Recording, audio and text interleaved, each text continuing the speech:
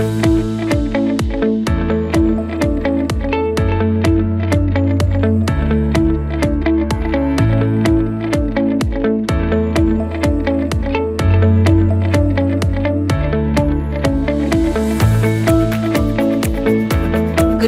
evening, everyone.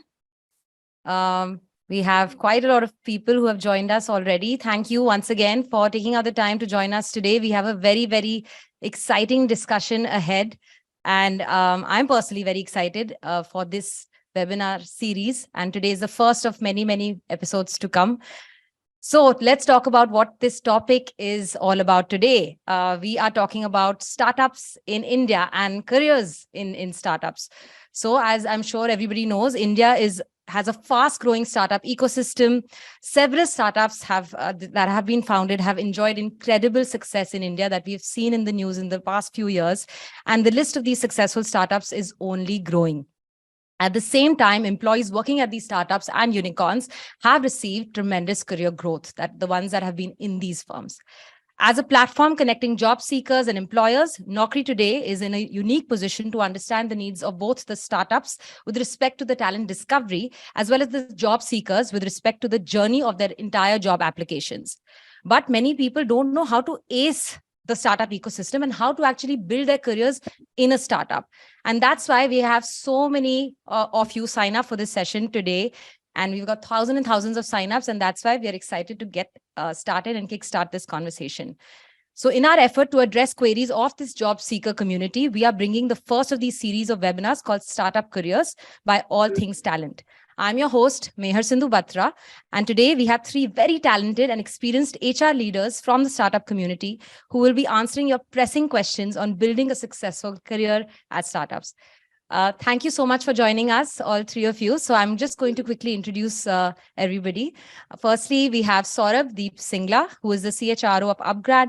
Saurabh has over 20 years of experience. He is responsible for creating a strategic roadmap for upGrad and its divisions. He has previously worked with renowned companies such as Bharti Airtel, Yum Brands, and Whirlpool. Saurabh, welcome, and thank you for joining us today. Thanks, Meher. Looking forward to the webinar. Yes, me too. And we have with us from the Good Glamm group, Kartik Rao, with over 12 years of experience, extensive experience in the realms of HR. Kartik exemplifies the spirit of agility and excellence in leadership in today's disruptive business landscape. He has been a teacher, a theater activist who eventually found his calling in human resources. Kartik, welcome. Thank you for joining us today. Thanks, Mehar. And then from Zepto, we have Roma, Bindroo, who is the Chief Human Resources Officer at Zepto. She comes with over a decade-long experience in organizational restructuring, talent management, diversity and inclusion practices, and learning and development of the workforce. Welcome, Roma. Thanks, Mehar. Happy to be here. Great. Thank you once again for taking out the time for being here with us and addressing the pressing queries of the youth today. Many of these questions I had when I was starting my career, and I wish there was something like this back in the day.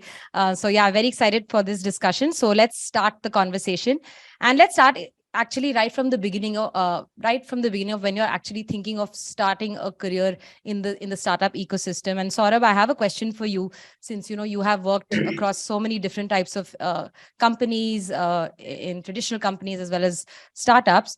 How do you think the career opportunities in startups are different from let's say a traditional company or something that is like a conventional company?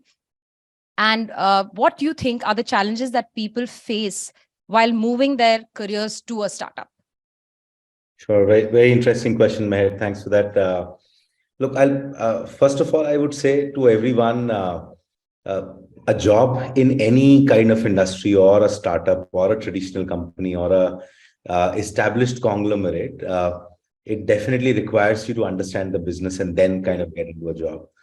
The one big difference is a startup needs you to understand the business much, much more, because you're not entering an established organization where the processes or the structures are extremely deep rooted.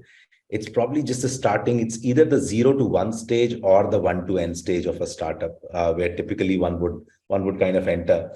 In both of these areas, if you understand the business, then you're sure that you're going to be creating a good impact for yourself. So that's one big difference. Apart from that, I think while one may not want, but the startup would always give much more autonomy, which means the adaptability to taking decisions and actually taking a decision, right or wrong, is secondary. The first is, are you the one who's got the ability to take risk, understand the business, and use the autonomy to really kind of drive a decision making and make a difference? And at the same point of time, this is not like a job description that typically works in all the roles in a startup. And that's where the fun begins. So you get into a role and you believe that, oh, you know what, I'm going to do a standard HR job or a coding job. And then suddenly you pulled into a finance discussion, and then you're asked to look into a procurement decision. And then you getting into the floor, the ops floor, and you're saying, well, I remember my days at the Ecom Express. We'll get onto the floor, and we actually tried operating the sorter as well. And we said, unless we understand it, how do we kind of really train the people? Or at upGrad, where we're saying that, well, if there is a new education course or a course that we're launching, what do we do? Okay, let's pick up the phone, be the admission counselor, and talk to a learner. So there's nothing that kind of binds or bounds you into a particular role. It's all about how much would you kind of want to grow and want to expand your horizons. Yeah, of course, from a challenge perspective, very interestingly, and I remember I used to work for all these organizations, and great organizations like Rio Tinto, Airtel, Whirlpool, Yum Restaurants, and these were all absolute established organizations. The processes are there, structures are there, policies are well defined. And then I suddenly land into Ecom Express and now into upGrad. Say every day is a new day. You don't have all the resources, but you've got all the aptitude and attitude and appetite to kind of make it happen. So one, your risk-taking ability has to go really high. That's number one for it.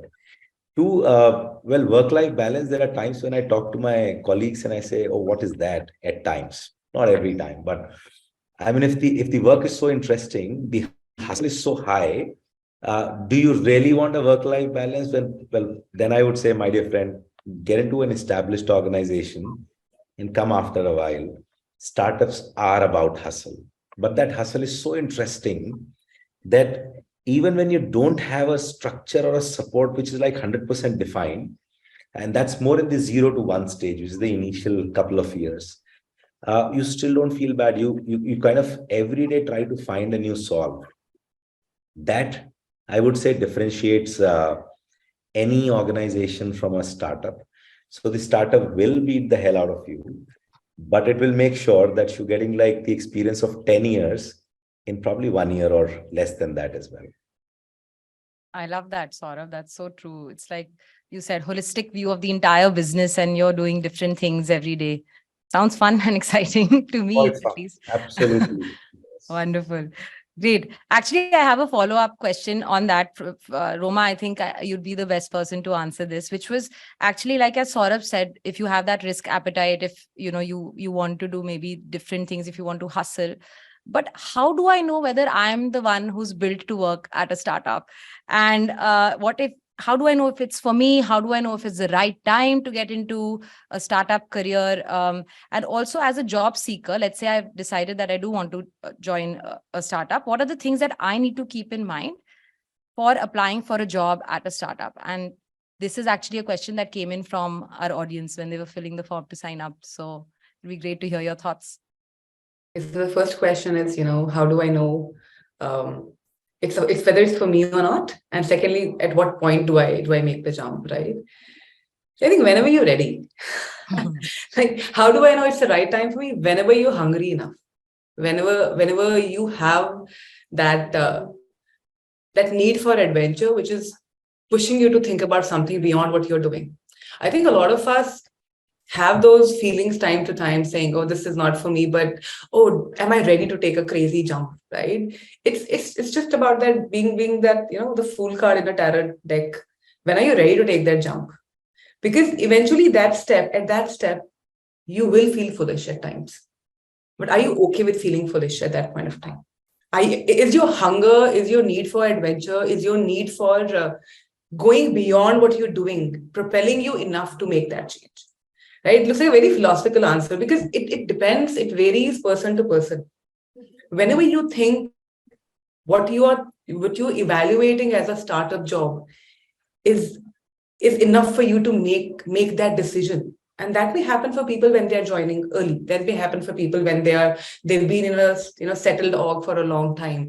That may happen when you're still doing your graduation, undergraduation. We have so many startups being created, so many founders who are graduates and undergraduates, right?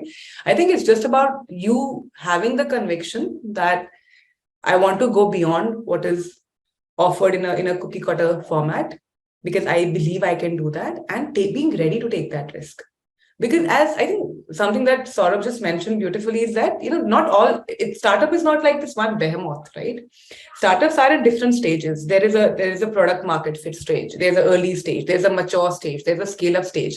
We have 10-year-old, 20-year-old logs also who end up talking like about themselves as startups, right? So it's a very big I would say it's a dimension in itself, wherein different startups will be in different phases, right? So the first question is, you have to be very clear, when are you ready to go way beyond, right? It's you. The answer will be different for different people. But when do you think you want to go way beyond, push yourself harder? Because startups are demanding. You need a very different kind of grit. You need a very different kind of resilience, and it is going to test you, right? So I think whenever you're ready to push yourselves beyond what you think you are capable of, right? I think that's the right time. Coming into the phase on when do I make that switch? Now, when we even engage with people who want to get into startups, they come up with different stories and reasons, right? So there's this cohort which is just fresh out of college. They are ready to take risks right now before I get into a settled dog mode.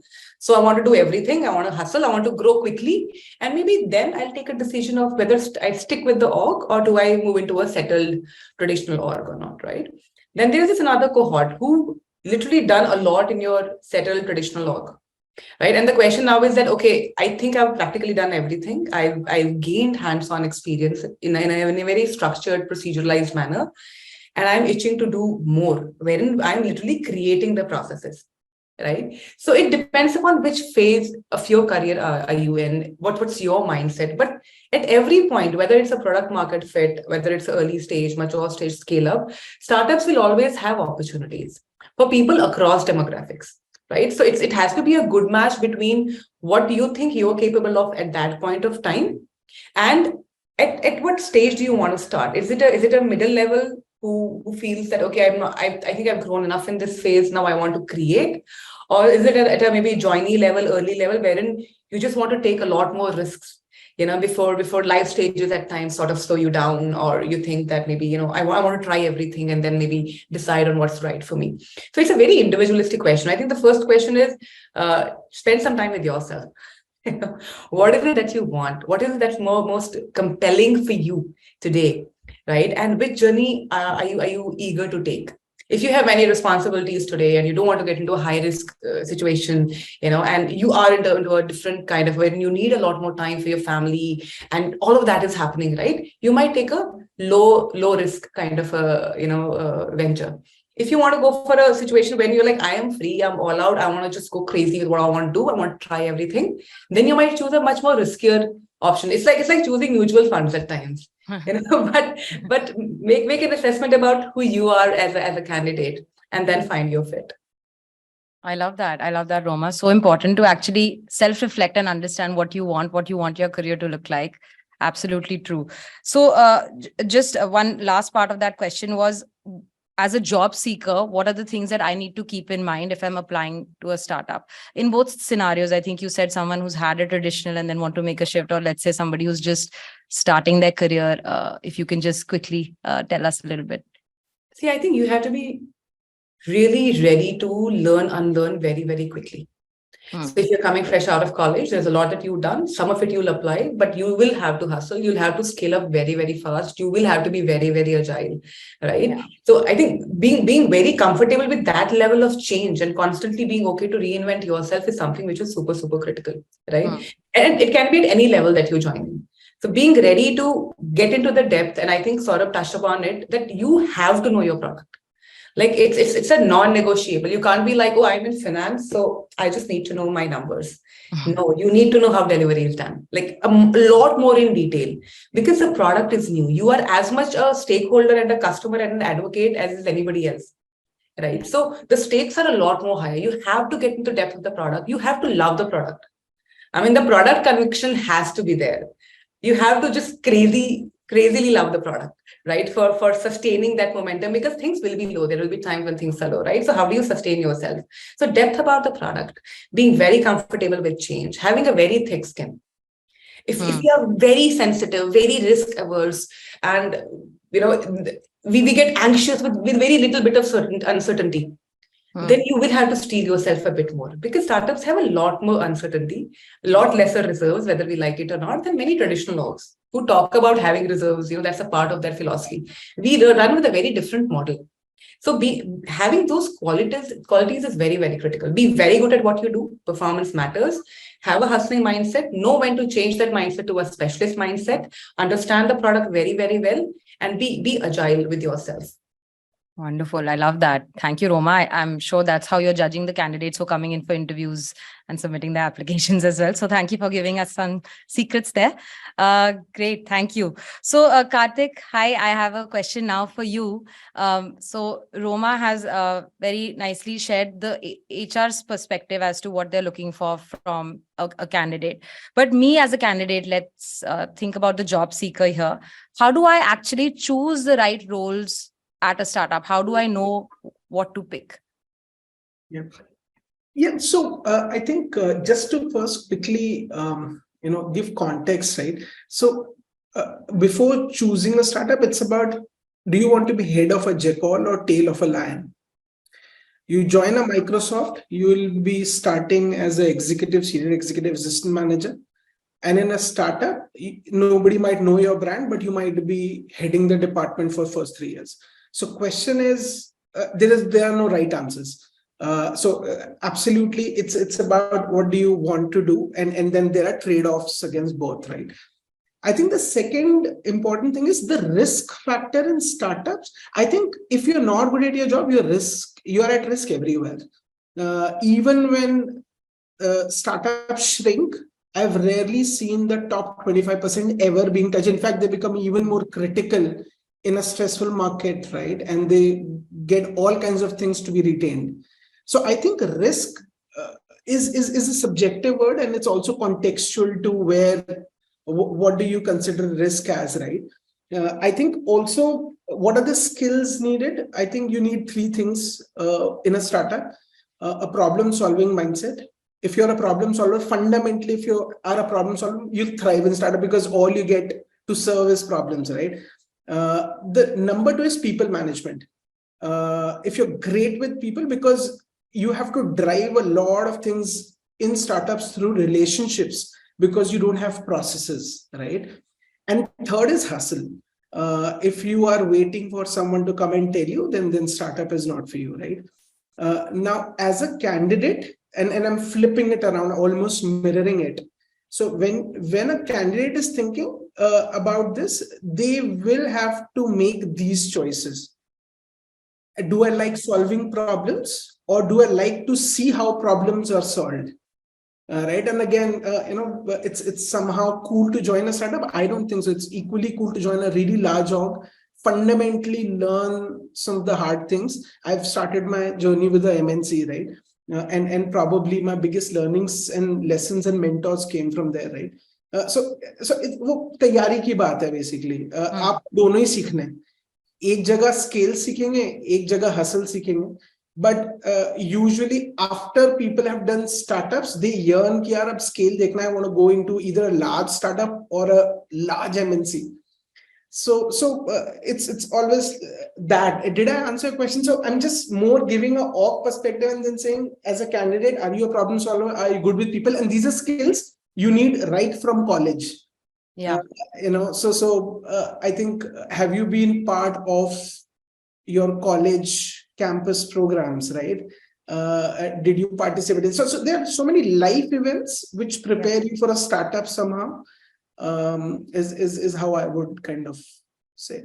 Yeah, absolutely agree with you, Kartik. I think, yeah, it's about assessing what skills you have and what interests you have. And like Roma also previously mentioned, the love for the product. Yeah, and you'll So, fail.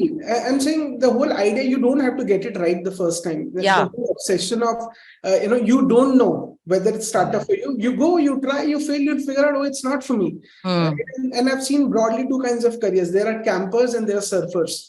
Right? Campers are IIT jaunga, IIM jaunga, consulting mein jaunga, and they're like really structured. It's like Yeah. you climb Mount Everest, you really plan it well. And Focused. there Yeah. are surfers who are like, I'll try this. If I fail, I'll fall off the surf. I'll go another one. And people, students, especially your kind of students who usually apply, say, hey, will I be judged कि मैंने 5 साल में 3 job change किया है? नहीं, तुमने 3 interview भी crack किया है, तो कुछ तो है ना. So it's about seeing a lens and perspective of how startups hire, right? I see that you've cracked 3 interviews, you've stayed. There's something you have. Right. So I think it's all about perspective. I don't think I can give you, here are the 5 tips to join a startup. There are none. Right. So, yeah. I love that. Thank you, Kartik. That was fantastic. Great. So let's talk about once, let's say we find a role in a startup, we've cracked the interview, we start working there. Now what happens? And all 3 of you have worked across multiple organizations. You've been there, done that. So our listeners here would love to hear from you. Saurabh, let's start with you. What do you think could be the career advancement prospects in a startup? Once you start your job, your day-to-day has begun. How do you advance your career? What could be the opportunities that come your way? So, I mean, typically in startups, I haven't seen much people running after the designations because we can really throw fancy designations like in a minute. For us, creating it and saying, okay, do you want AVP or DVP or which VP? Take it. It's more about the role, but I've actually personally seen, having worked for as many established organizations where there were like large processes, mammoth headcount and people, a startup definitely gives you a rapid career growth. And that growth comes from learning. And that learning is the key for anyone and everyone, I believe. So progression is fast, absolutely fast. It's only about how much of it you can take it in your stride. Like what Roma and Kartik were saying, it is all about how much do you want to hustle, and is it about finding a new problem, an exciting problem every day to solve, or is it about, oh, I've got these 5 KRAs and I'm going to do these KRAs and my life is done. Then you're not in the then you may be inside the startup, but in a transactional role where you've been fitted very well. So very clearly, one, good rapid career growth. 2, a multifunctional exposure, which can actually change the course of your career. You may have joined a specific function thinking, you know what, this is what I want to do. But eventually, you may want to change your career stream completely. I mean, I was talking to Chirag. He's the chief of staff for Ronnie at upGrad. And I was asking him, I said, what do you want to do? He said, well, everything that I'm doing is so interesting.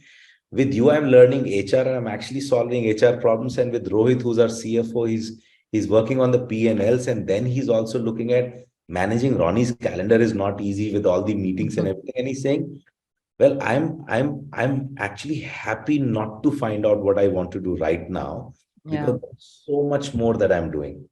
That's what a startup can actually give you. But if you want to go at a particular time and you want to come back at a particular time, then the multifunctional exposure will be none. And the biggest thing that you can get will also go away, which is a leadership exposure. The opportunity to be a leader much ahead of your time in career, startups will give you that like immediately in the first year itself. It doesn't matter whether you got 2 years, 1 year, 0 years of experience. If you've got the right leadership abilities, lead a team, lead a project, lead the organization. Nothing's going to stop you. So there's actually no boundaries that a startup actually creates, and that's why they're called startups. What you would want to achieve in a couple of years and not a couple of decades. So there's no boundary which has to be created. But like we discussed earlier, if you don't like that hustle, your risk is that you'll probably feel burnt out, or you'll probably feel that, oh, there's too much happening every day, this is not the place for me. But enough and more opportunities, no limit to them. Yeah, definitely. Saurabh, actually, what you were saying, I was reminded of this conversation I was having with another student. They said, I'm working at a startup for a job description that no longer is my job. They applied for something else and now they're doing something else. So yeah, but that's the learning that it's a multifunctional learning. Fantastic. Great. Okay, Roma, a question for you. Again, thinking about the job seekers here from their perspective. Let's say now we see that the startup ecosystem in India is so vast. There are so many options, so many opportunities from different types of industries, different sectors. And like we've discussed, the opportunities are limitless. So how do I actually determine, what are the factors that I can observe or keep in mind to determine the credibility of the startup while trying to apply for it? How do I know whether this is the right organization for me? Can I read reviews on sites like Ambition Box with respect to searching about a company, or any other tools and tips that you have? Oh, that's a very interesting question. Okay. See, I think, first of all, and I again go back to the point I mentioned earlier, startup has companies in different stages. So be very clear about which stage you are interested in, because every stage may demand something very different from you, right? So before just getting into, say, am I ready for startup, the question is which stage the org is in, right? If it's we're still working on the market fit, right? The product market fit. You'll be expected to do something very different. The risk is a lot more higher, right? If you're in early stage, right, you will be expected to hustle a lot more, stretch a lot more, way beyond. So I think before you even get into the which org is credible and all of that, you have to create those indicators of credibility. So understand which are the orgs I'm interested in, which stage in their journey are they in. I think that's point one. Look at the backers for the startup. So look at the funds who've invested in the startup. Look at their track record. That is very, very important, because somebody else is already putting money and they are taking a lot of risk. So that do a very strong level of governance at your end to say, okay, who's actually investing or supporting, this startup? Who are the founders? What's their background? So think of it like like a house of Lego. Actually look at it in a very foundational level. Who are the ones who are running the startup? Because in initial days, your leadership team is the culture. Practically, they are the culture, right? There is nothing else. So understand the people who are backing that venture. Understand the people who are leading that venture. The first level, which is the founders. The next level, which is the leadership team that they are building. Because eventually, every leader who joins the startup is also putting in an investment and a credibility at stake, right? So it's a pyramid of credibility that is anyway getting built in, right? How many rounds have they raised? What is your understanding of their product? What is the total addressable market of that product? Get into that level of depth. Because if you're not convinced about the product, even if the team is great and everything is great, you will not like to be in that startup, because that affinity with what you're doing will not come, right? So credibility is not just from an external lens. It's also about you being equally invested and liking it, right? And can you reviews on LinkedIn? Yes, you can. Can you read reviews on Ambition Box or Glassdoor? You can do all of that. But I would index a lot more heavily on those who literally bet value on that startup, be it through experience, be it through association, be it through money, those who are literally running the show. And how are they running it? Read a bit more about them. How are they running it? What is the differentiator for that startup? Who are the competitors? Understand the space, which is where total addressable market, in my view, is actually very important. So it's don't just look at it in isolation that, I want to get into the startup world. There was a boom at one point. Everybody wanted to get into the consulting world. Right now, the startup is a new glamour, quotient. Saying everybody wants to be in the startup, but get into details. And get into details, because that skill in itself, I think, as Kartik also sort of touched upon, right, is equally important when you're into a startup. Does that help? Yes. Thank you, Roma. That question was actually from our audience. So that really, I'm sure, helps them. And like you said, that it's not just about observing that one startup, but maybe the industry that they're part of, and also who were the founding members and who's backed them up. So doing your proper homework before making an application and not just randomly applying to every startup because everybody's working at a startup now. Yeah, definitely. Agreed. Kartik, just an extension of what Roma was talking about, is that how does actually one discover the jobs, the startup jobs? Like, where does one go and find these opportunities? And I think we are getting that question in the chat box right now as well. How does one find opportunities at startups? How did you guys find your jobs? Yeah. So I think you reach a point in your career where people look out for you. So I'm sure all of us would have been reached out. So I don't think I will be able to, at least all my 3 previous jobs, someone reached out, right? So, and that's the journey. You reach a point where people seek out for good talent, right? I think number one, I think just one point on deciding startups, I think 2 very additional top things is also, do you really like the business? Right. I think it's so much more important. And very important is it the right industry? You can be in a great startup in a bad industry and you're in a bad startup. Right. Look what happened to Airbnb, one of the most loved companies, but COVID hit and suddenly the whole language changed. Right. Yeah. Education. So I think people will have to think a bit like venture capitalists. What is going to give returns in next 2 to 3 years? Right. And I keep saying in 2006, if people were given a choice between joining Facebook or HP, everybody would have joined HP or Dell. Right. So I think people who can bet on industries that they believe will give returns on investment in the future. Right. For me, like energy sector now is continuously becoming one of the most sought after. It's something which will never go out of fashion. Right. So I think industry is very important. And second is also, do you really like the mission? I think at least a lot of young people really want to work for companies that they believe are solving good things. So I usually call it USP, which is unique show-off proposition. That's what Google has, right? I work at Google, so people are able to show off. So does your startup work on something that people really like to show off, right? How do you get to know about the job? I think it's simple. I think most things are available on internet, especially from the time most startups, because they hire at scale, they don't usually go out to consultants. They majorly focus on zero cost hirings, and hence majorly it will be Naukri or hiring or Hirist rather, or social media. LinkedIn is one of the most powerful tools today to get a job, right? So I think it's social media is one of the biggest ways. I think there is no rocket science behind it. Okay. Yeah, great. Saurabh, did you want to add anything to that? Yeah, I was just going to jump onto it. So my advice would also be, why do you have to be dependent on what's available? If you really want to get into something, identify your industry. If you have the love for it, there is a job waiting for you. It's just that you have to get into it. And if it's not now, it's going to be a month later, 2 months later. But I've always been a firm believer that it's not an available job that should pick you.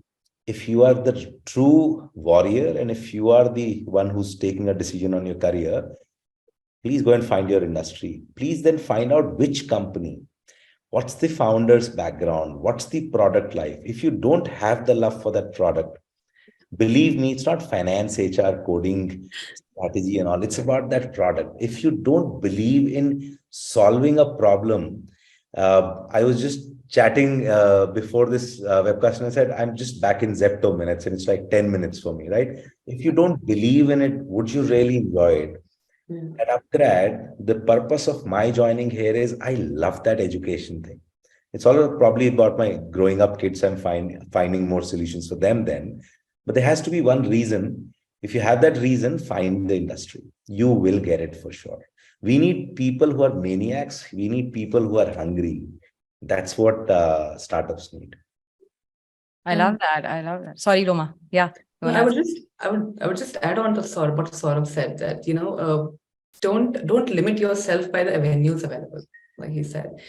Honestly, we at Zepto have been using every avenue available, but there is so much traffic that comes in, which is directly into our inboxes, directly on LinkedIn. And they're like, just even if you don't want to hire us, give us a project, let us do internship. And so many of them have converted. It's completely okay to even ask for an internship or a live project or all of that.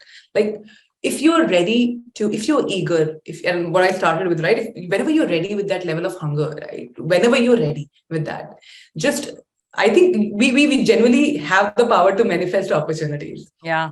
So many folks, they come with very different degrees, very different backgrounds, and they find a fit somewhere else. And qualification is not a delimiter. Your pedigree is not a delimiter. It is purely about, are you insanely invested into what you're doing, and how far can you run with it? And, and not just hustling. I think somewhere I also want to just create a demarcation that we keep saying that, it's about hustlers and getting into that mindset. No, there is a point after which you will get into creating processes and policies, right? Creating structure. So how quickly are you ready to change yourself? So the first bet is on yourself. Don't wait for venues. Don't wait for seeking out. Just, it's okay. Go, talk. It's actually about how a founder would go and keep pitching to the VCs, saying, it can be the 100th pitch, it can be the 1,000th pitch. In many ways, every startup employee in some form is a mini founder, if you ask me.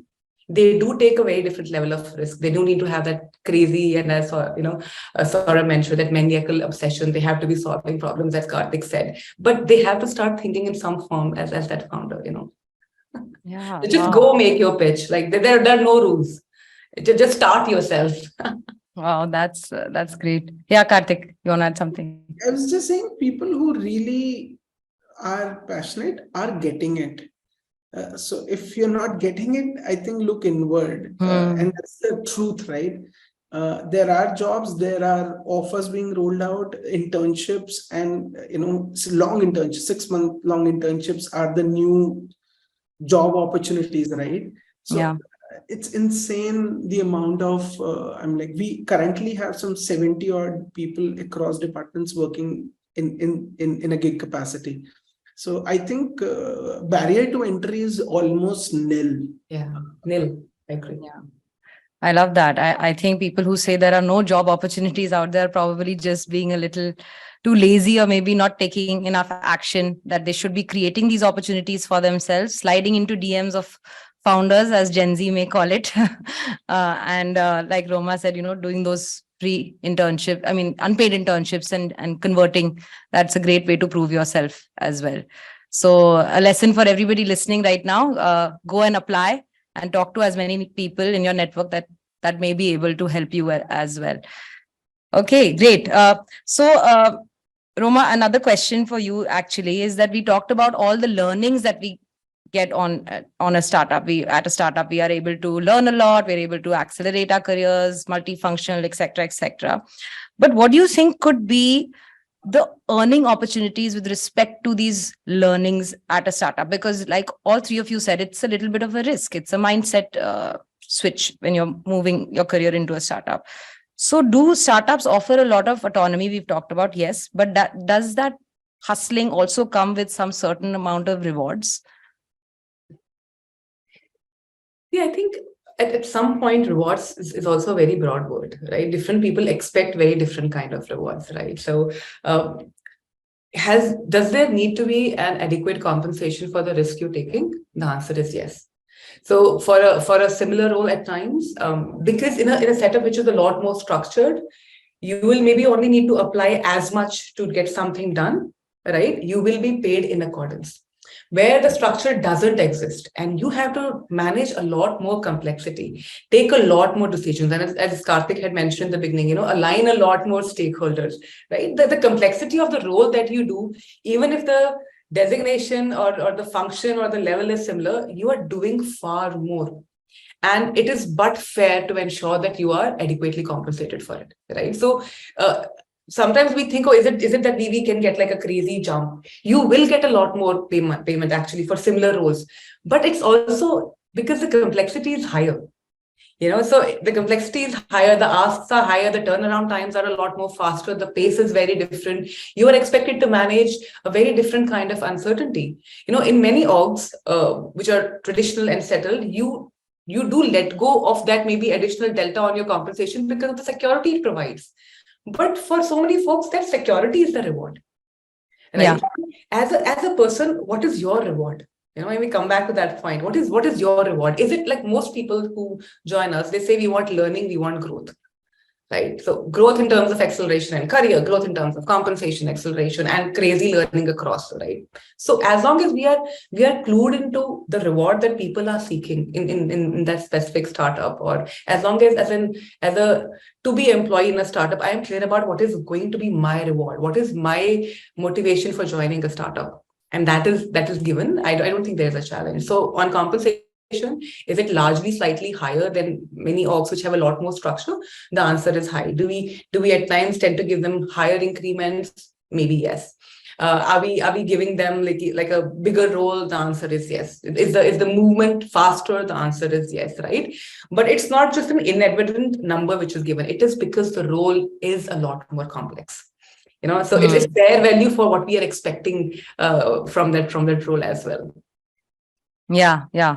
So it is possible to make a decent amount of, okay. Yeah, you can grow very fast. You can there is, see, I think the good thing, and Saurabh touched upon it, was that there are no boundaries to say you can grow only after 2 years of being in that role.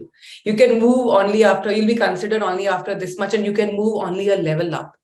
It's about people proving their mettle whenever they're ready. Whenever you're hungry enough for jumping into a startup, when you're hungry enough to move up, as long as you prove your mettle, and it's visible, it's demonstrated, it shows up in critical value terms, you will move up. Like the question is, who is going to stop you? So that structure on stopping doesn't exist. If you're delivering outcomes, you will move up. You will move up much more faster. Yeah, great. Thank you, Roma. Saurabh, did you want to add something to that? I just read a question on the in the Q&A section. Suhas was asking, it's all great, but then there are no, why are companies not hiring freshers this time? The fact is there are enough and more fresher hiring. The question is, what kind of a role are you looking at? Have you done your research well? I was just talking to my team yesterday. They're out in the campus hiring some 200 people in sales all across EdTech. There is no dearth of jobs. Now, it depends on, I want marketing, but there is sales available. So like we said, if you like the industry, invest yourself, get into a role. It's not the last role for you. So freshers are getting hired. It's just that, are you hung up on something specific? Then the priorities won't match. That's the only difference. Yeah, so be a little bit more flexible in the early years of your career, right? Yeah, there is no choice, and startups anyways need flexibility and agility. Yes. Absolutely going faster than anything else. So one can change the career, one can change the function. All those are possible then eventually. Great. Thank you, Saurabh, for adding on to Roma's answer. We actually have a few questions from the audience that they've sent in right now. So I will just read out a few. The first is that, what steps do you take to retain the employees in a highly competitive job market, especially a startup? And how do you approach performance evaluations and goal setting in a startup where roles and responsibilities can often change rapidly? I think that's very interesting. Who would like to answer this one? I can pick up and start, and I'm sure Roma and Kartik can add.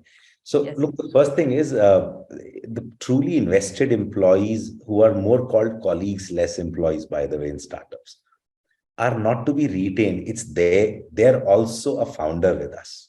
That's the first. All we can do is actually make sure that, yes, they get rewarded absolutely appropriately, and not with benchmarks or some grids, but a long-term value creation through ESOPs is one of the most binding factors for anyone who wants to grow with the startup. So you actually start feeling like an owner. The other day I was talking to one of the colleagues and I said, how do you look at this project? He said, if this project can add the top line and bottom line, my share grows in value. So it's a very different mindset. Rather than saying, if I do this project well, then I get another round of appraisal. He said, appraisal is passé. I'm not thinking about all of that. Money will anyways come if I'm adding value. So, but for retention, I think challenging jobs, very, very meaningful projects, and ability to move out and in of boundaries when people want. Lot more flexibility, lot more self-service on even own roles are some of the cutting edge things that you can do to really retain the right people. Great. Wonderful. Anybody wants to add anything to Saurabh's answer? Or shall we move on to the next one? Okay, great. I will move on to the next one, which I think is a very interesting question, which is, can women on career breaks get opportunities in startups, and how to approach? I think this is a very prevalent question, especially post-pandemic. So many people have had career breaks because of personal circumstances. Do you actually, when you're looking at hiring people, do you take that as a negative, or is there a possibility around it somehow? Is it possible to come in after a career break? There shouldn't be any, sorry, I'm just picking it up. I mean, there can't be any differentiation at all. In fact, diversity as an angle is so super critical. And yeah, there is no question. And women on break, whether it's maternity break or a career break, or for that reason, why only women, even men, we need the right people to step in. I think it's not just startup. Everywhere that mentality is anyways not there. I think India is a very, very progressive country that way. I haven't seen those questions coming into a picture for the last at least 10 years, wherever I've worked. That's great. You know, Yeah. Yes, Kartik. I think, and I am speaking for all three of us, and I'm sure they'll agree, we need people as of yesterday. So if there is anyone who's ready to join from a break, trust me, I'm like, we'll give an arm, leg, and everything in between, right? So I don't think it's even a question. And second, I think, again, as I said, it's an extremely, you might not get selected on capability, is a separate issue. And do not mix it with, I did not get a job because I was on a break. So I think that level of intellectual honesty is very important. But actually, we look for people who are readily available and are good. It's actually to your advantage if you're readily available. Great. Great. One thing that we can do better, though, and I'm just trying to also understand the sentiment of the question, is to say, can we do a better job of alleviating fears that maybe moms on a break or dads on a break or people on a break have when they're planning to join a startup? I think that's my takeaway from the question, that if the need is as of yesterday and we want people to just join us come what may, what's stopping them from joining it, or are we communicating enough? I think that's something maybe that we can look at to say, how do we ensure that for a strata that is easily available, right? How do we market what we need, or reach out and communicate what we need a lot more actively? Because as both Saurabh and Kartik mentioned, it's not about the break. It's about what can you do today, tomorrow, what all do you know how to do it, right? And I might be slightly biased on that, but we've hired quite a few women and even men on break, and what you realize, the approach that many of them have on proving themselves a lot more is very different. They're just raring to come back and start working. That commitment is very different at times. And as I said, I might be biased, but I've seen it consistently. So it's like a double advantage for a startup which needs people with that kind of hunger, that kind of commitment, and ready to take up anything that is sort of thrown their way. But if I understand the sentiment, I think we can do a much better job of reaching out to that cadre a lot more actively to say, what, why don't you try us to restart up your journey. I love that. Thank you. I think whoever's listening who has a career break, if you're holding yourself back from applying because of that break, don't, because we've heard from the experts here, the heads of HR, who are saying it's okay to apply and come and prove yourself and show your caliber.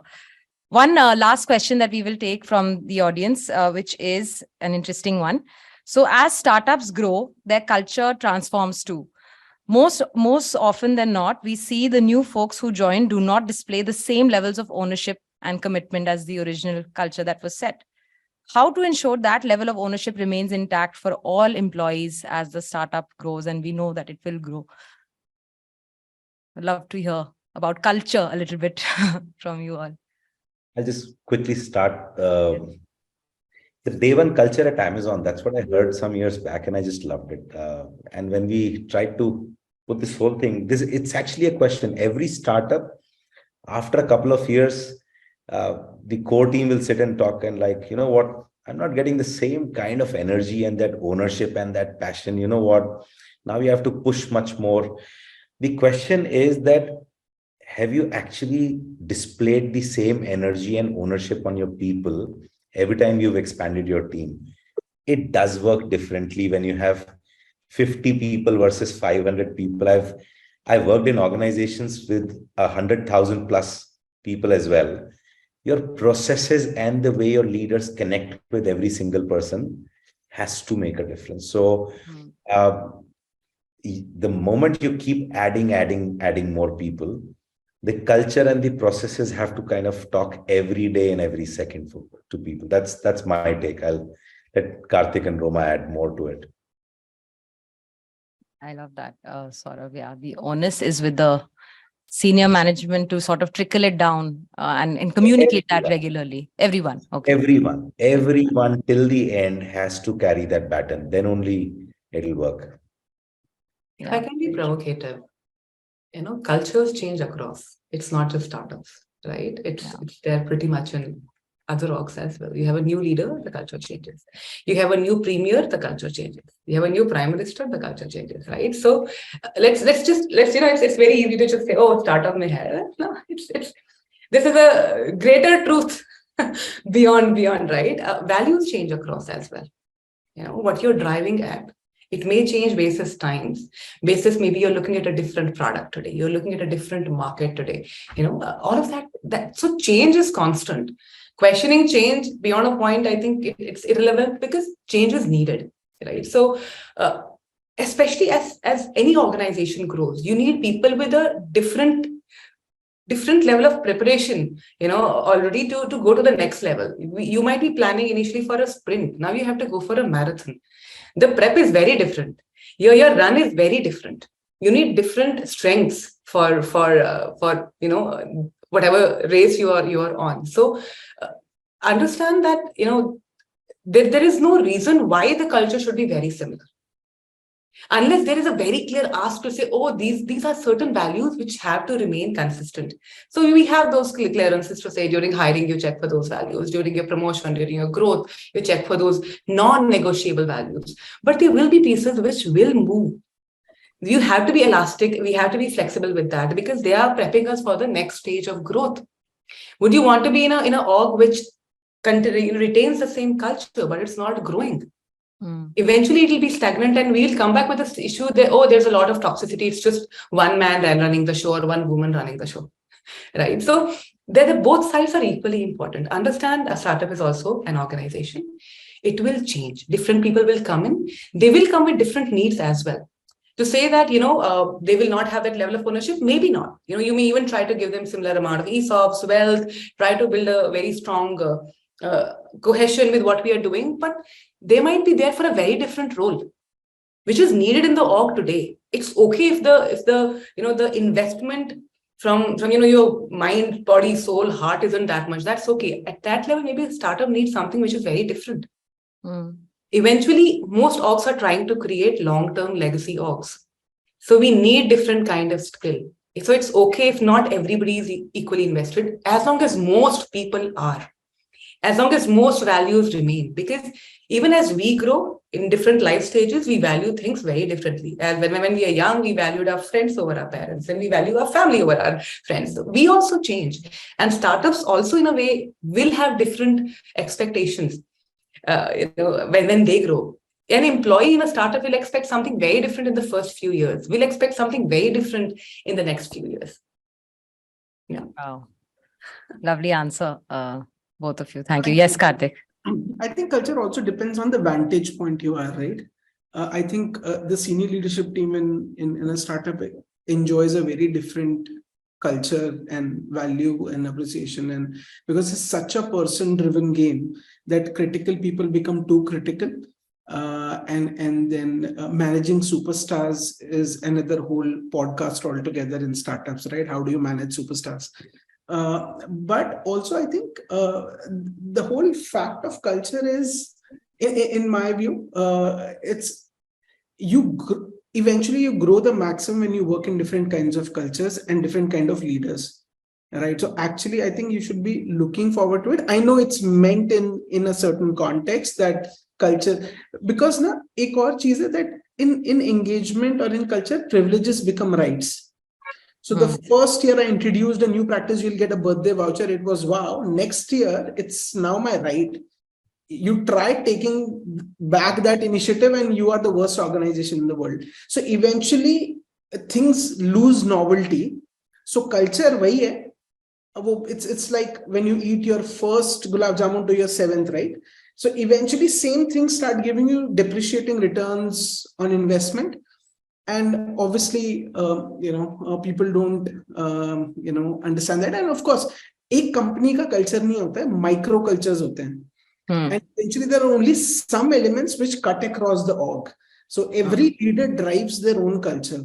And literally that's the truth, right? When your dad is at home, it's a different culture, and when he's not at home. So I keep saying culture is what happens when leader moves out of the room. Right, that's culture. Whatever that is, that's the culture. So I think it's a very loaded term, culture. It has many different meanings and different. So in an interview, I'll ask, so how's the culture is the question. So I said, okay, define what's culture. And they'll say, are you 5 days working or 6 days? Now in their head, this is the definition. So I think it's like Apple, right? मैं Apple phone सोच रहा हूँ, Apple fruit सोच रहा हूँ. I think it's important to first get the definition of culture common, that we both are talking the same thing, and then it's hyper personalized in startups at least, right? So yeah, I think it comes back to eventually what is it that you value. Again, for every individual, what are those values which are non-negotiable for them? So as long as that is matching, it's largely in line, right? Because different people have different expectations from the same org. That's the reason why you have like a set of values, right? Not everybody may love all of them, but you need to be aligned to some of them, right? If not most. So it's eventually that also as a point, that what is it that even when people talk about, oh, things are changing, and I've heard it in all orgs, established orgs also, oh, things are changing, culture is changing. Is that such a bad thing? If it is creating toxicity, like very clear evidences of toxicity, if it is lowering value of the org, if there is something really negative, depreciating in value that is proven, right? Then yes, you need to course correct. I love that. Thank you for such insightful answers and making me understand how very complex your job is as well, working in heading these organizations and dealing with so many people and culture and et cetera, et cetera. And thank you to everybody who's joined us today. Literally time just flew in this insightful conversation. I didn't even get to know. Thank you to all our 3 panelists for being with us and sharing their knowledge and experience with us. We have many more episodes of this webinar series coming up for you. And we also have a podcast called Workwise with Naukri, which will be streaming this episode as well.